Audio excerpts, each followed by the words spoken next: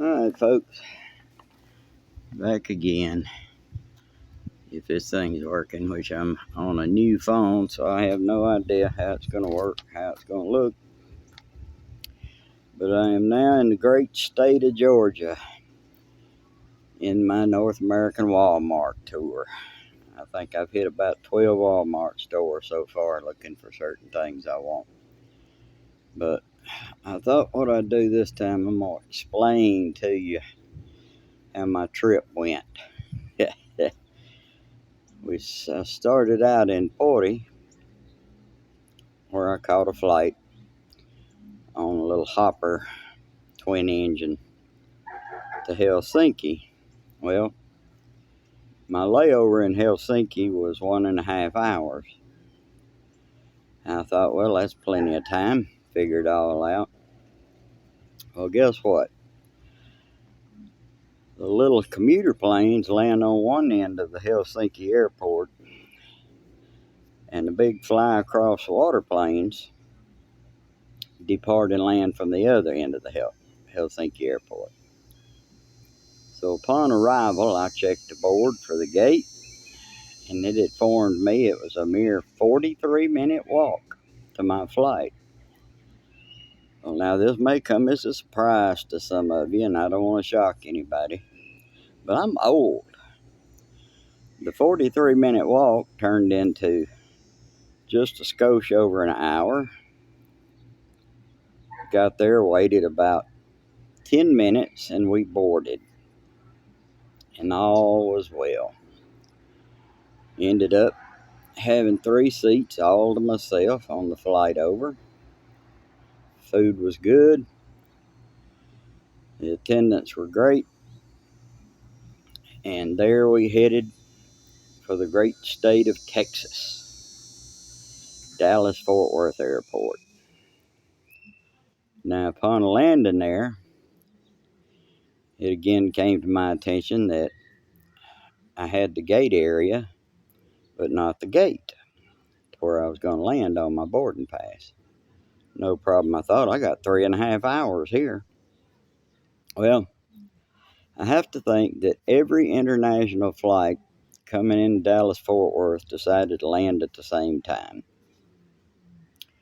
As in customary American fashion, we were herded into a corral where there was probably 300 to 400 people slowly moving through the chute, and 2 passport control officers.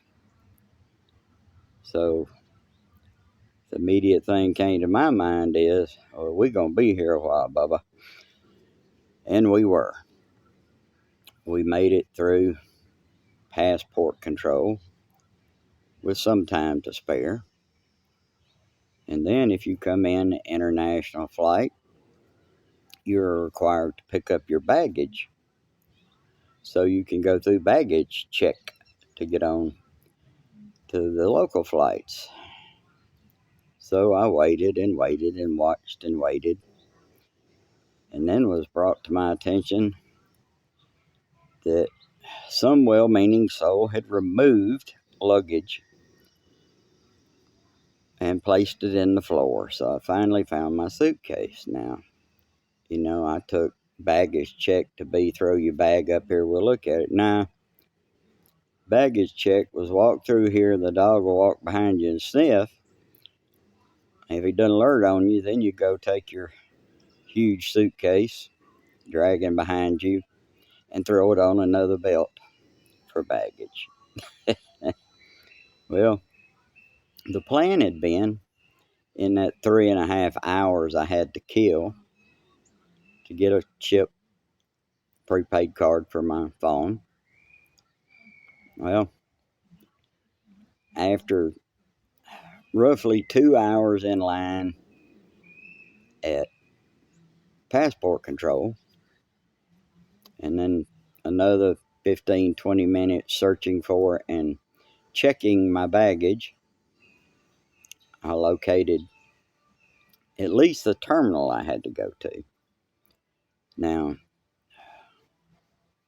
again, this is me thinking with logic, so that didn't work.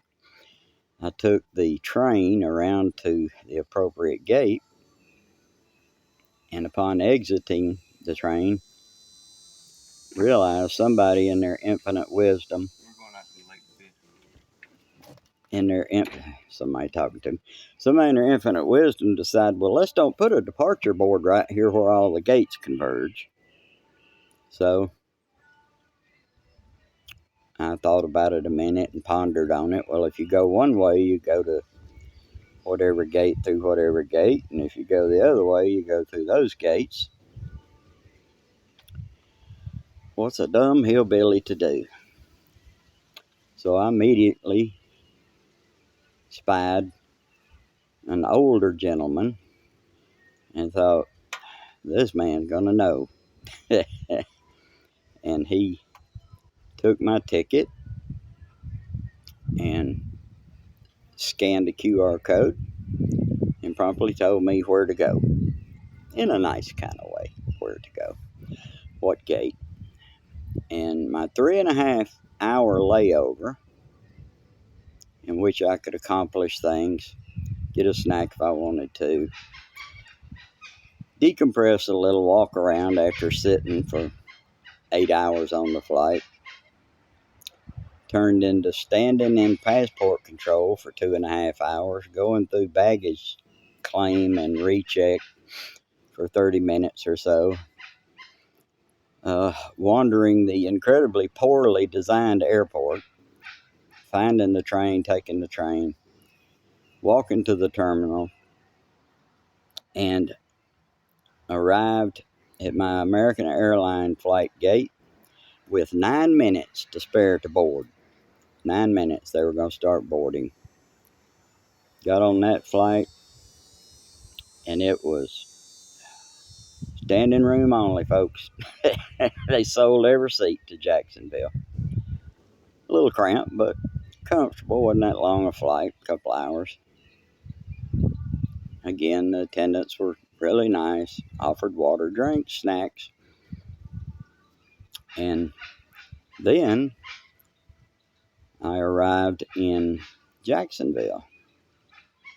Now, I thought I had seen somewhere that Jacksonville was advertised as Jacksonville International Airport. Guess what, folks? Jacksonville Airport, everything in it closes about 6 o'clock, I think, because I got there at 8:30, and you could have played hockey. There wasn't nobody there. So eventually I found an information desk and then informed the lady that I was greatly in need of information because my hotel offered a shuttle service, but don't know if anybody's noticed, there's no longer payphones in airports, at least not in Jacksonville. The lady let me use the courtesy phone. I called and was eventually picked up by my shuttle service, taken to my hotel. So I made it. I landed in America. And when I landed in Jacksonville, don't know the exact conversion, but it was somewhere around 87 degrees Fahrenheit. I'll Google that, see what it comes to. And 97% humidity. No, it was not raining. It was just 97% humidity. And then I remembered, well, I would never live in Florida. There's not enough t-shirts to keep me supplied to live in Florida because I'd go through about one an hour.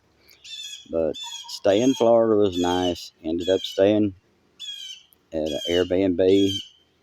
Great people. Beautiful home. And had one of my prerequisites, a swimming pool. So Bubba laid his old beat up scarred body out in the sun, sunned. My son, not the son, came to pick me up, and we stayed a few days and headed to Georgia. And again,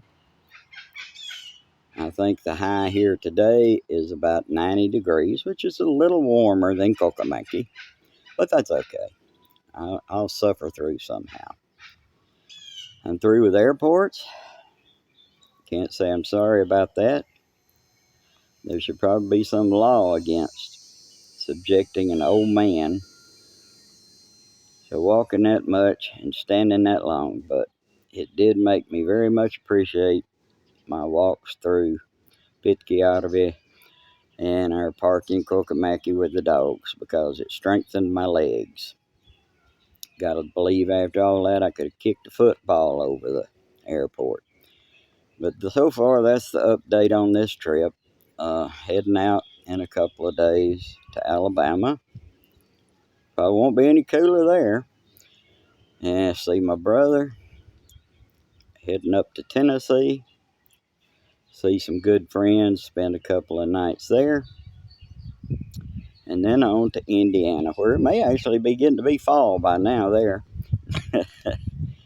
And that's the update on the Hillbilly in Finland in America. I'll get you another one before I leave.